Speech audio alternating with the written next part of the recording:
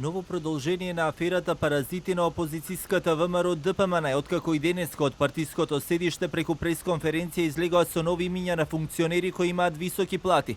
Намета првите луѓе на цивилното воздухопловство, МЕПСО, Телеком, ПУИК. Дел од аферата паразити е Томислав Тунтев, директор на Агенцијата за цивилно воздухопловство, кој зема плата од 203.000 денари месечно, односно 3.300 евра месечно. Аферата паразити е и директорот на ПУИК, Зоран Георгиев, со месечна плата од 105.000 денари, истиот за една година наплаќа 1.260.000 денари, односно 21.000 евра.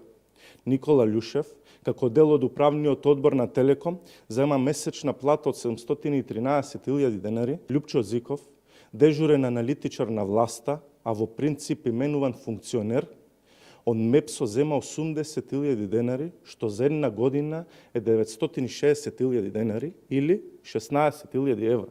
Во текот на еден мандат тој од оваа енергетска компанија ќе инкасира 54.000 евра.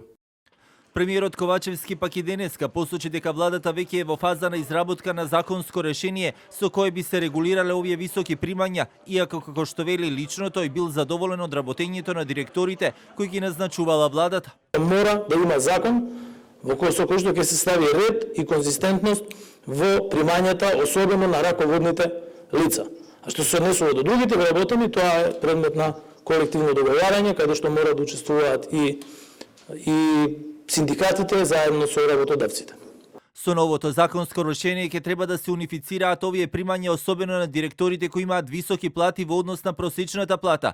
Иако овие друштва имаат свој буџети од секојаш, вработените во нив, особено оние на високите функции, имале и високи примања. Случувањата во МНАФ се и под лупата на Државната комисија за спречување корупција, од каде веќе посочија дека будно ја следат ситуацијата и дека доколку имаат материјал, спремни се да отворат и предмет.